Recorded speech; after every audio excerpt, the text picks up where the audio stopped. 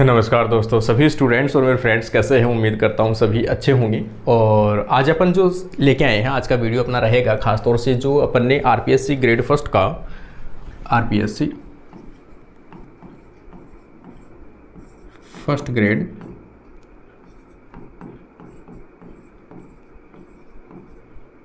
का जो पहले से अपने जो बुक है यूनिट 3 की, उसका सॉल्यूशन स्टार्ट कर रखा था। बुक यूनिट 3, इसमें भी खास तौर से जो अपना टॉपिक चल रहा था वो कौन सा चल रहा था, तो इकोलॉजी का अपना जो टॉपिक था वो चल रहा था। यहाँ पे इकोलॉजी का जो टॉपिक है वो चल रहा था, और इसमें से कुछ जो पोर्शन बचा हुआ था वो किसका बचा हुआ था, सक्सेशन का बचा हुआ था। तो इसमें कौन सा सक्सेशन बचा हुआ है, थर्ड टाइप का जो सक्सेशन है। हाइड्रोशीयर देख लिया अपन ने, लिथोशीयर अपन ने देखा है, उसके बाद में सेमोशीयर जो है, सेमोशीयर सक्सेशन। सेमोशीयर जब भी टर्म आता है तो वहाँ जहाँ भी बालू के रेतीले टीले हो वहाँ से सक्सेशन कैसे स्टार्ट होता है उसके बारे में कहा जाता है। तो उसे अपन क्या कहते हैं, सेमोशीयर कहते हैं, है ना, सेमोशीयर। तो यहाँ पे अपन देखेंगे सक्सेशन बार्ड सैंड, है ना। कोई भी ऐसा, बार का मतलब तो मैंने पहले ही बता रखा है आपका, कोई भी ऐसा एरिया जिसके ऊपर आज तक कोई भी स्पीसीज अभी तक नहीं आई है उसे क्या कहते हैं, बार स्पीसीज कहते हैं, मतलब बार्ड एरिया कहते हैं। और बार्ड यहाँ पे क्या है, यहाँ पे है ऐसी टीले जो यहाँ पर अभी तक कोई भी स्पीसीज सर्वाइव नहीं की है। तो सबसे पहले जो स्पीसीज आएगी उसे पियोनियर स्पीसीज कहते हैं। वहाँ से जो स्टार्ट सक्सेशन होता है उसे अपन क्या कहते हैं, सेमोशीयर कहते हैं। ये न्यूली एक्सपोज्ड कोस्टल लैंड से स्टार्ट हो सकता है, जैसे समुद्र के आसपास में है, समुद्र का पानी सूखा हुआ है, वहाँ पे आसपास की जो मिट्टी है, रेतीली मिट्टी है, वहाँ से स्टार्ट हो सकता है। इसमें पियोनियर स्पीसीज मैंने बता रखा है कि सबसे पहले किसी भी नई जगह पे जहाँ पर आज तक कोई भी स्पीसीज नहीं आई है, सबसे पहले कोई भी स्पीसीज जो आती है उसे क्या कहते हैं, पियोनियर स्पीसीज कहते हैं। पियोनियर स्पीसीज का कई बार पूछा जाता है, जो अपन क्वेश्चन सॉल्व करते हैं उसमें भी अपन देखते हैं कैसे होते हैं। आर सिलेक्टेड स्पीसीज होती है, ये कैसे होती है, आर सिलेक्टेड होते हैं के रूप में। साल्ट टॉलरेंट, है ना, ऐसी स्पीसीज होनी चाहिए जो साल्ट को टॉलरेट कर सके, साल्ट ज़्यादा रहता है वहाँ पे, ठीक है ना। स्पीसीज जैसे लिटोरल एल्गी, कौन से एल्गी हैं, सेमोशीयर में जो सबसे पहले आके पियोनियर स्पीसीज के रूप में आके सर्वाइव करती है, लिटोरल एल्गी है। ग्लास वर्ट है। इसके अलावा देखोगे मैरम ग्रास है। ये कुछ ग्रास के टाइप है जो सैंड ड्यून, जो टीले होते हैं, को स्टेबलाइजिंग करते हैं वहाँ पे। और ये कब करते हैं, जब बरसात होती है उस टाइप पर आकर ये क्या करते हैं, स्टेब्लिश होते हैं, ठीक है। धीरे धीरे वहाँ पर ऑर्गेनिक मटेरियल हुमस पड़ने लगती है, जैसे तथा सी, ये है पर्सलेन, सी पर्सलेन, सी लेवेंडर और मेडोग्रास और लिथर आदि यहाँ पर टेरेस्ट्रियल जो इकोसिस्टम है वो बनाने लगते हैं। मतलब कई स्पीसीज ऐसी आती है जो कॉमन नाम दिए हुए हैं, जिनमें हालांकि पूछा नहीं जाता है, लेकिन फिर भी आपको थोड़ा सा आइडिया रहे। सेमोशीयर का तो इतना ही पूछा जाता है, सेमोशीयर कहते हैं किसे हैं, कहाँ से स्टार्ट होता है, क्या है क्या नहीं है, सक्सेशन का टाइप है। और ये जरूर याद रख लेना, लिटोरल एल्गी, है ना, लिटोरल एल्गी। आगे अपन देखेंगे यहाँ पे आप देखोगे यहाँ पर सर्वप्रथम पियोनियर ट्री के रूप में पहले जो ट्री है सबसे पहले वो कौन से आएंगे यहाँ पर, तो बिर्क, BIRCH, बर्क, ये विलो या रोवन, फास्ट ग्रो करने वाले जो स्पीसीज है, इन स्पीसीज को स्लो ग्रोइंग बड़े प्लांट ट्रीज के द्वारा रिप्लेस कर दिया जाता है। मतलब कम्युनिटी, इसका मतलब सक्सेशन का मतलब आपको सबको वैसे भी, देखो ये टर्म सिर्फ मैं आपको बता ही रहा हूँ, हालांकि सबको पता है पहले से कि सक्सेशन जब भी स्टार्ट किया, मैंने वीडियो उसमें भी बताया था मैंने। सक्सेशन क्या है, एक सीरीज है जिसमें एक कम्युनिटी दूसरी कम्युनिटी के द्वारा क्या करती जाती है, रिप्लेस कर दी जाती है। जो कम्युनिटी डोमिनेंट होती है वो स्टैब्लिश हो जाती है, जो कमज़ोर रहती है उसको वहाँ से हटा दिया जाता है। तो सेम यहाँ पर भी ऐसे चलता रहेगा और क्लाइमैक्स तक वो पहुँच जाता है। एक आता है फोर्थ टाइप का, अगर आप देखोगे इस टाइप, तो उसे अपन क्या कहते हैं, हेलोशीयर। ये क्या आ जाएगा, हेलोशीयर कहते हैं। हेलोशीयर का मतलब है कोई भी जो साल्ट वाटर वाला जगह है वहाँ से स्टार्ट हो, हेलोशीयर, है ना। यहाँ पे देखोगे जब सक्सेशन का प्रारंभ सैलाइन वाटर वाली जगह से, सैलाइन वाटर या सैलाइन इन्वायरमेंट वाली जगह से स्टार्ट हो तो उसे क्या कहते हैं, हेलोसियर के नाम से जानते हैं। जैसे साल्ट मार्श से स्टार्ट हो। यहाँ पे आप देखोगे, आगे देखोगे, पियोनियर स्पीसीज के रूप में सर्वप्रथम एल्गी तथा जोस्टेरा, जो पानी के अंदर पाया जाता है जोस्टेरा, ग्रोथ करते हैं तथा सैलाइन को टॉलरेट कर सकते हैं। इसका मतलब जो जोस्टेरा है वो क्या कर सकता है, काफ़ी टॉलरेट कर सकता है सैलाइन वाली वाटर को। तथा अन्य एग्जाम्पल सेलिकॉर्निया है ना, हेलोसियर और स्पार्टिना। इसके अलावा ये दोनों ही हेलोफाइट के एग्जाम्पल है। ये याद रखना भी, हेलोफाइट के एग्जाम्पल कौन से हैं, सेलिकॉर्निया और स्पार्टिना, ये दोनों ही कैसे हैं, हेलोटाइप के एग्जाम्पल है। हेलोटाइप जब भी आता है तो हेलोटाइप जो भी सैलाइन वाटर के अंदर उगते हैं या ग्रोथ करते हैं उन्हें अपन मैंग्रोव प्लांट के नाम से भी जानते हैं। मैंग्रोव जो प्लांट होते हैं वो भी कैसे होते हैं, हेलोफाइट्स होते हैं। और मैंग्रोव प्लांट क्या करते हैं कि इनके जो प्लांट होते हैं पानी के अंदर, इनके ऊपर ही यहाँ पे फल लगते हैं, मतलब फ्रूट, वो कह सकते हैं अपन फ्रूट लगते हैं। और इसके अंदर जो बीज होता है वहीं पर क्या होते हैं, जर्मिनेट होते हैं और वहीं से एक नया प्लांट बना लेते हैं। प्लांट बनने के बाद में वो यहाँ से नीचे गिर जाते हैं और जर्मिनेट होते रहते हैं, पहले से ही हुआ रहता है जर्मिनेट। तो मैंग्रोव प्लांट की विशेषता है कि मैंग्रोव प्लांट भी हेलोफाइट ही होते हैं, ठीक है। ये भी आपको याद रखना है। ये दोनों किसके एग्जाम्पल है, हेलोफाइट के एग्जाम्पल है। Example great salt lake in Utah, हाँ, तो ये जो है इसका सबसे बेस्ट एग्जाम्पल है ग्रेट साल्ट लेक। आगे आप देखोगे एनर्जी फ्लो मॉडल, ठीक है। एनर्जी फ्लो मॉडल जब भी आप पढ़ते हो तो कॉमन कुछ चीज़ें कॉमन है जो आपको पहले से आइडिया होना चाहिए कि क्या होता है क्या नहीं होता है। सबसे पहले जो एनर्जी का फॉर्मेशन है, एनर्जी का फॉर्मेशन जो होता है वो सबसे पहले कहाँ से होता है, प्लांट करते हैं। और प्लांट भी कहाँ से करते हैं, तो सन से। जो सन की लाइट है उसको यूज में लेते हुए कार्बन डाइऑक्साइड और वाटर को यूज में लेते हुए क्या बनाते हैं, फूड बनाते हैं, क्योंकि फोटोसिंथेसिस होते हैं, ऑटोट्रॉप्स होते हैं, स्वपोषी होते हैं। इसलिए सबसे पहले जो एनर्जी बनती है प्लांट में बनती है। फिर कोई जीव जो शाकाहारी होते हैं, इसका मतलब प्लांट क्या है, कंज्यूमर है, बनाने वाला है, फूड बनाने वाला है, भोजन बनाने वाला है। तो ये प्लांट्स जितने भी होंगे, एल्गी है, प्लांट है, ग्रीन जितने भी हैं, ये सभी क्या करते हैं, भोजन का निर्माण करते हैं। इसलिए इन्हें कंज्यूमर के नाम से जानते हैं। देखो मोस्टली जीव पृथ्वी पर डायरेक्ट इनडायरेक्ट किस पे डिपेंड है, प्लांट्स पे डिपेंड है, क्योंकि ये भोजन बना के उनको देते हैं। तो इनको खाने वाले सेकंड जो होंगे वो इनके ऊपर डिपेंड होंगे, तो वो क्या होंगे, कंज्यूमर होंगे। जो इनको डायरेक्ट खाएगा उसे क्या कहते हैं, प्राइमरी कंज्यूमर कहते हैं। प्राइमरी कंज्यूमर को खाने वाले को सेकेंडरी कंज्यूमर, उनको खाने वाले को टर्सरी कंज्यूमर कहते हैं। तो इनको जो खाने वाले हैं वो कैसे होते हैं, शाकाहारी होते हैं, है ना, हर्बीवोर्स होते हैं, उन्हें क्या बोलते हैं, हर्बीवोर्स बोलते हैं। तो एनर्जी क्या होती है, एक जगह से एक ट्रॉपिक लेवल से अगली ट्रॉपिक लेवल में एनर्जी ट्रांसफ़र होती रहती है, जिसके कारण से एनर्जी है वो लास्ट तक पहुंचती है। लेकिन ये नियम जो है यहाँ पे अपना पढ़ने का उद्देश्य जो है वो ये है कि एनर्जी पहुंचती ज़रूर है, लेकिन कितनी पहुंचती है, केवल 10% एनर्जी एक ट्रॉपिक लेवल से दूसरे ट्रॉपिक लेवल पे पहुंचती है। अब आप बार बार सोचोगे कि ट्रॉपिक लेवल जो टर्म आ रहा है उसे, ये क्या है, ट्रॉपिक लेवल है किसी भी जीवों का एक समूह जो सभी सेम प्रकार का कार्य करते हो। जैसे प्लांट हैं, सभी कैसे हैं, स्वपोषी हैं, भोजन बना सकते हैं, एनर्जी प्रोड्यूस कर सकते हैं। तो ये सभी कैसे हैं, कंज्यूमर। तो ये भी क्या है, एक ट्रॉपिक लेवल है। इनको सभी खाने वाले जो शाकाहारी होंगे, हर्बीवोर्स होंगे, वो क्या है, एक ट्रॉपिक लेवल है। ये ट्रॉपिक लेवल एक, दूसरा ट्रॉपिक लेवल जो होते हैं कंज्यूमर कह सकते हैं अपन, ये कंज्यूमर है जो इनको खाते हैं। कंज्यूमर भी दो प्रकार के हो सकते हैं, तीन प्रकार के हो सकते हैं, consumer, primary consumer, secondary consumer और टर्सरी कंज्यूमर, जो आगे सभी आएगा। तो ओवरऑल इसके अंदर अपने पढ़ना है कि एनर्जी फ्लो, एनर्जी जो है एक ट्रॉपिक लेवल से दूसरे ट्रॉपिक लेवल पे कैसे पहुंचती है। तो मैंने बताया आपको बेस्ट जो रूल है वो होता है कि 10% एनर्जी ट्रांसफ़र होती है। इनमें से मॉडल का नाम पूछा जाता है, मॉडल के साइंटिस्ट पूछे जाते हैं, बस इतना ही पूछा जाता है। इसके अलावा ज़्यादा कोई इसमें फर्स्ट ग्रेड में नहीं पूछा जाता है। किसी इकोसिस्टम में विभिन्न लिविंग थिंग्स, अलग अलग ऑर्गेनिज्म से होकर एनर्जी का ट्रांसफ़र होता है जिसे एनर्जी फ्लो कहते हैं। ठीक है ना, मैंने बताया ना अलग अलग ट्रॉपिक लेवल से होकर एनर्जी गुजरती है तो उसे क्या एनर्जी फ्लो कहते हैं।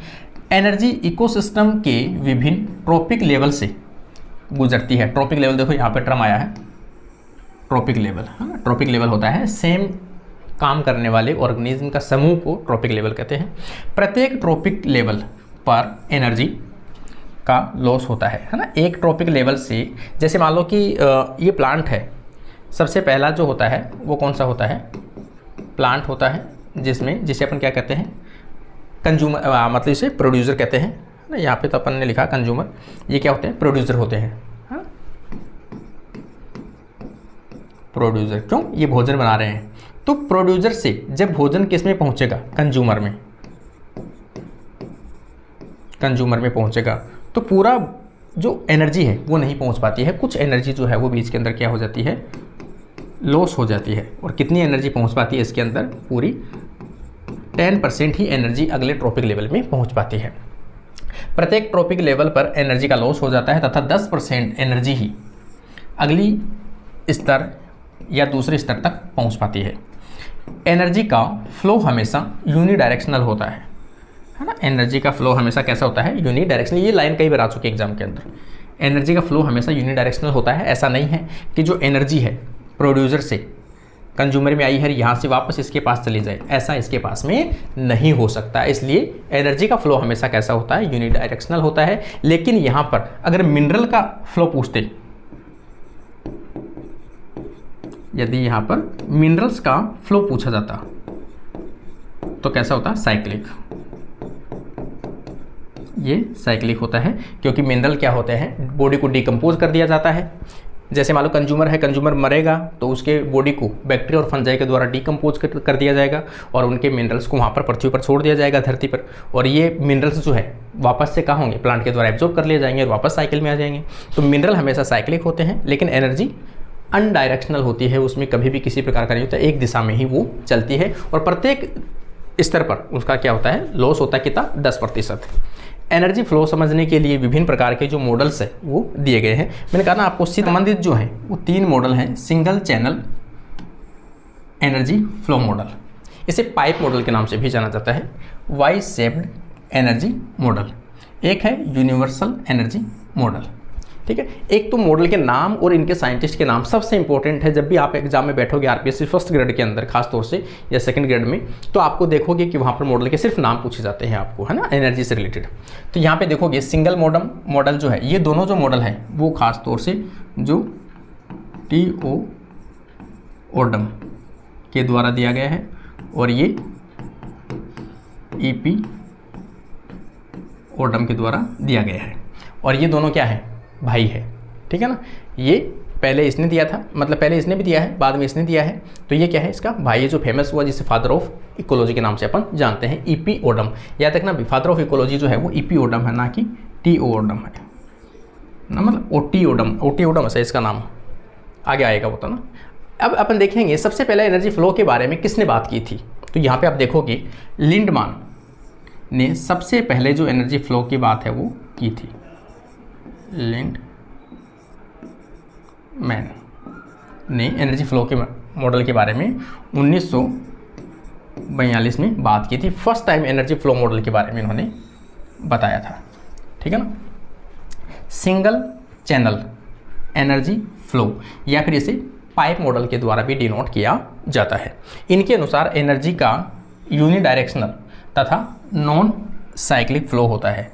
ये तो मैंने बता दिया, साइक्लिक हो ही नहीं सकता। ये साइक्लिक हमेशा मिनरल्स होता है, इनका हमेशा यूनिडायरेक्शनल मॉडल होता है। ये किसने बताया है, सबसे पहले इस मॉडल के अनुसार बताया है। यहाँ पे सिंगल चैनल मतलब एक ही डायरेक्शन में चलता है। प्रत्येक ट्रॉपिक लेवल पर एनर्जी में कमी आती है, ये मैंने बता दिया आपको। ट्रॉपिक लेवल से गुजरेगा तो एनर्जी कमी आएगी। यह model first time H.T. Odum, है ना, ये है इसका नाम, H.T.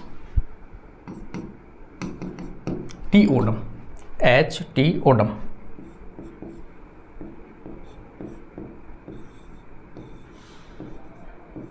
के द्वारा दिया गया था 1956 में। ये वेरी वेरी इंपॉर्टेंट अभी, है ना। इसमें सबसे ज़्यादा कन्फ्यूज़न होता है ये वाला। यहाँ पे ऑप्शन में आपको जो ई.पी. ओडम है वो भी मिलता है, और यहाँ पर एक मिलता है आपको HT मॉडल। तो यहाँ पे ये याद रखना है आपको कि सिंगल चैनल मॉडल है वो किसके द्वारा दिया गया है।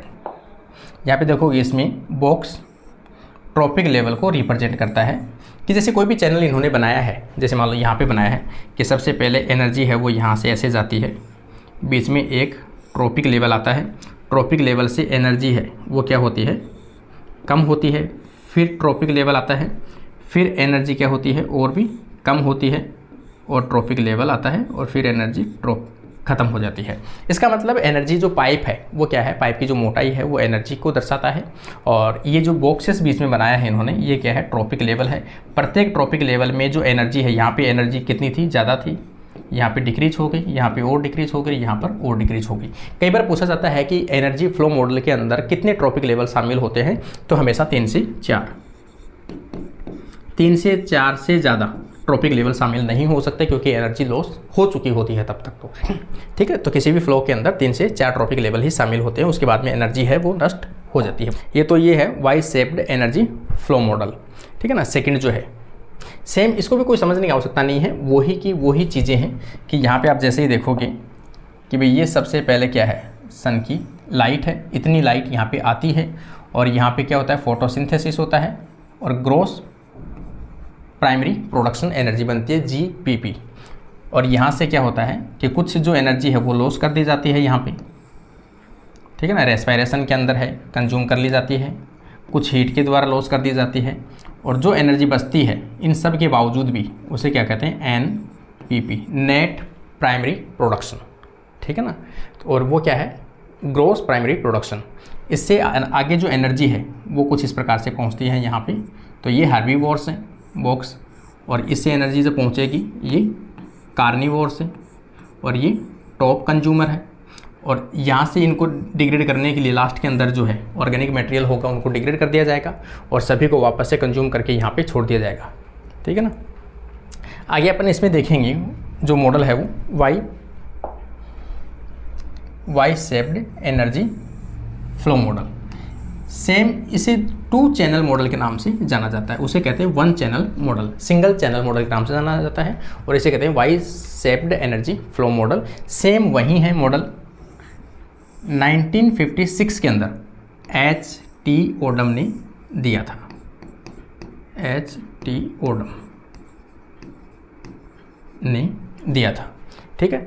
और फिर 1983 के अंदर में ब्रदर EP ओडम, ठीक है ना, इनका ही जो भाई था EP ओडम ने कब दिया था, 1983 के अंदर यूनिवर्सल मॉडल के नाम से दिया फिर, ठीक है ना। ये इंपॉर्टेंट है बस आपके लिए कि 10% एनर्जी का जो रूल है वो किसने दिया था, इसने दिया था, यूनिवर्सल मॉडल के अकॉर्डिंग बताया था। लेकिन प्रॉपर जो चीज़ें हैं कि एनर्जी फ्लो मॉडल होती है वो लिगमेंट के द्वारा बताई गई थी, एनर्जी फ्लो के बारे में 7 संबंध बताए थे।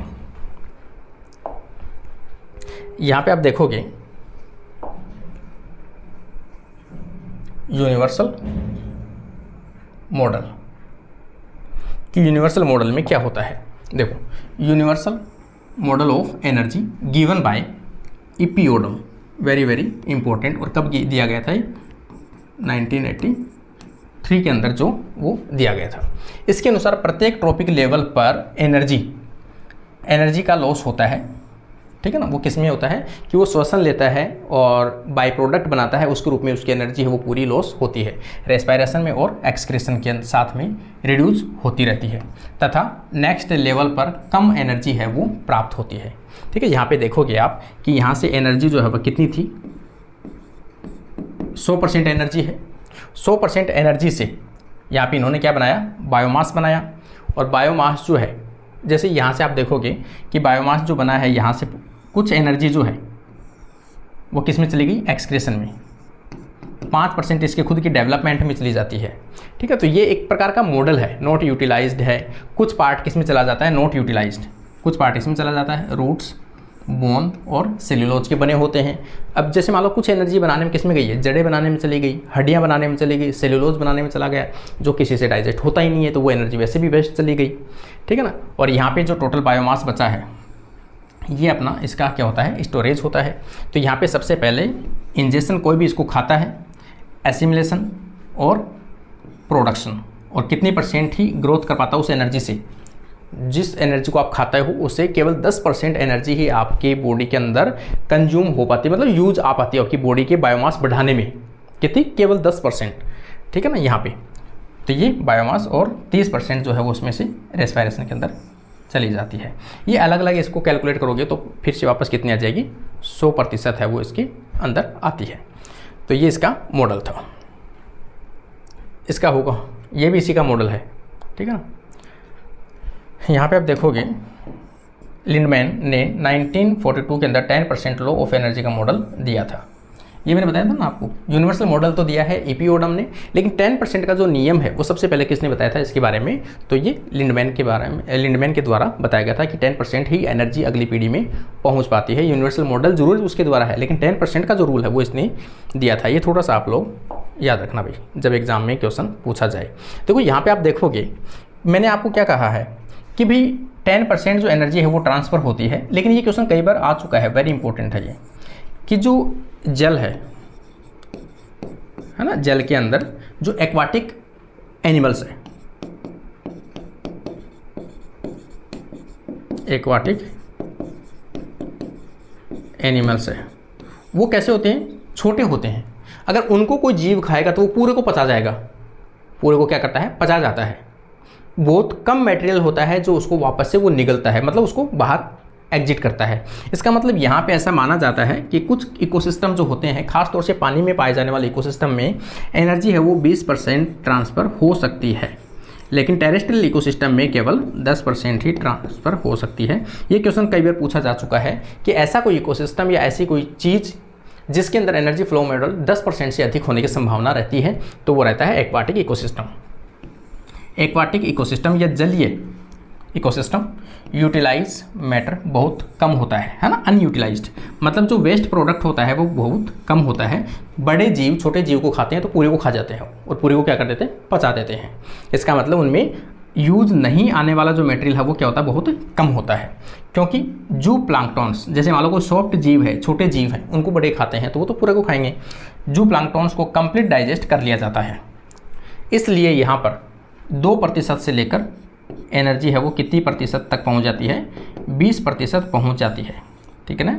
2% से लेकर 20% एनर्जी जो है एक ट्रॉपिक लेवल से अगले ट्रॉपिक लेवल में ट्रांसफ़र होने की संभावनाएं रहती है।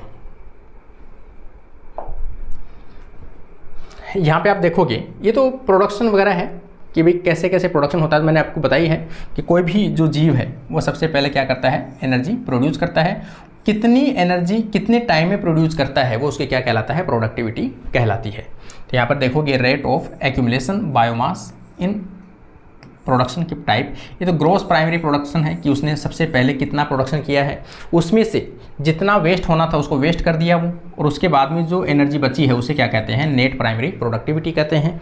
ये सभी चीज़ें पहले से हैं, ठीक है ना। यहाँ पे आप देखोगे कि प्रोडक्टिविटी सबसे अधिक किसमें होती है, ठीक, कम समय के अंदर, लिमिटेड समय के अंदर सबसे ज़्यादा प्रोडक्शन करने की, बायोमास एक्यूमुलेट करने की क्षमता है वो किसमें होती है। तो यहाँ पे देखोगे कि मैक्सिमम जो हाईएस्ट है प्रोडक्टिविटी वो किसमें होती है, एक्वाटिक इकोसिस्टम में सबसे अधिक होती है, पॉन्ड और ओशियन के अंदर। लेकिन बायोमास बहुत कम होता है, बायोमास के रूप में नहीं होता है। प्रोडक्टिविटी की रेट जो है, रेट तो किसकी ज़्यादा होती है, एक्वाटिक इकोसिस्टम, पॉन्ड या ओशन के अंदर पाए जाने वाले जितने भी इकोसिस्टम हैं उनकी प्रोडक्टिविटी की रेट अधिक होती है। बायोमास के रूप में इसमें नहीं होती। बायोमास के रूप में तो जो फॉरेस्ट होगा, टेरेस्ट्रियल इकोसिस्टम होगा, उसी के अंदर होगा, फॉरेस्ट के अंदर। एग्रो इकोसिस्टम की भी अधिक होती है, क्योंकि आप क्या करते हो, 6 महीने के अंदर इतनी अधिक खेती कर लेते हो, तो वो तो आप कर सकते हो। ग्रासलैंड प्रोडक्टिविटी रेट जो होती है वो अधिक होती है। घास को जैसे आप काटोगे तो घास क्या करता है, उतनी स्पीड से वापस ग्रोथ कर लेता है, तो उसकी भी क्या है, प्रोडक्टिविटी बहुत फास्ट है। टेरेस्ट्रियल इकोसिस्टम में प्रोडक्टिविटी रेट, ठीक है ना, टेरेस्ट्रियल इकोसिस्टम में प्रोडक्टिविटी रेट जो होती है वो अलग अलग होती है। यहाँ पे आप देखोगे टेरेस्ट्रियल इकोसिस्टम में सबसे अधिक प्रोडक्टिविटी रेट है जो किसकी होती है, वो कई बार क्वेश्चन पूछा जा चुका है। यहाँ पर swamp, Marsh, tropical rain forest, ठीक है ना, सबसे अधिक जो प्रोडक्टिविटी होती है वो इसकी होती है। वेरी वेरी इंपॉर्टेंट है ये, ये एग्जाम में कई बार रिपीट हो भी चुका है, ठीक है ना। और इसके अलावा टेम्परेट फॉरेस्ट है, सेकंड नंबर है। नॉर्थन और ये सवाना ये सब पीछे हैं इसके। और यहाँ पे देखोगे लीस्ट प्रोडक्टिविटी, सबसे कम जो प्रोडक्टिविटी है वो किस में होती है, डेजर्ट के अंदर, एक्सट्रीम डेजर्ट, जो बहुत ज़्यादा मरुस्थलीय स्थान है, वहाँ पे सबसे कम प्रोडक्टिविटी देखने को मिलती है। जैसे राजस्थान का या गुजरात का कच्छ वाला जो एरिया है, या कोई ऐसा एरिया हो मरुस्थल वाला, उसके अंदर सबसे कम होता है, क्योंकि वहाँ पर ना तो पानी की अवेलेबिलिटी है और ना ही बरसात हो पा रही है, ना ही उनकी मिट्टी है वो पर्टिकुलर उपजाऊ टाइप की होती है, ना वहाँ पे फेवरेबल कंडीशंस है, इसलिए वहाँ की प्रोडक्टिविटी सबसे कम होती है। सबसे अधिक होती है ट्रॉपिकल रेन फॉरेस्ट की। इन एक्वाटिक इकोसिस्टम, एक्वाटिक इकोसिस्टम की तो बता ही दिया मैंने, सबसे अधिक एक्वाटिक इकोसिस्टम में किसकी होती है, तो यहाँ पे आप देख सकते हो, यहाँ पे एक्वाटिक इकोसिस्टम में सबसे अधिक प्रोडक्टिविटी वो किसकी होती है, यहाँ पे आप देखोगे स्टोरेज मोस्ट प्रोडक्टिविटी, यहाँ पे आप देखोगे स्टोरेज,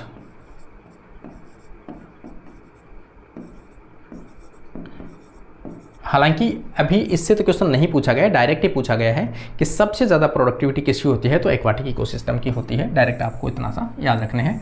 टेरेस्ट्रियल में पूछा जाए तो सबसे पहले किसकी होती है, ट्रॉपिकल रेन फॉरेस्ट की होती है।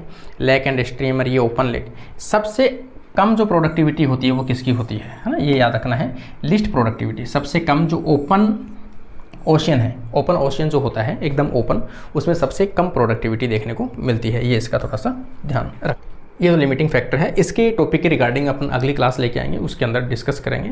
तो आप लोग इकोलॉजी की ये जो बुक है, इसमें अपन ने यूनिट 3 की, जिसमें इकोलॉजी का पोर्शन जो चल रहा है उसको आज अपन ने कंप्लीट किया है। अब लिमिटिंग फैक्टर या छोटी मोटा कोई पोर्शन बचा है जो अगली क्लास में अपन डिस्कस कर लेंगे। Thank you guys.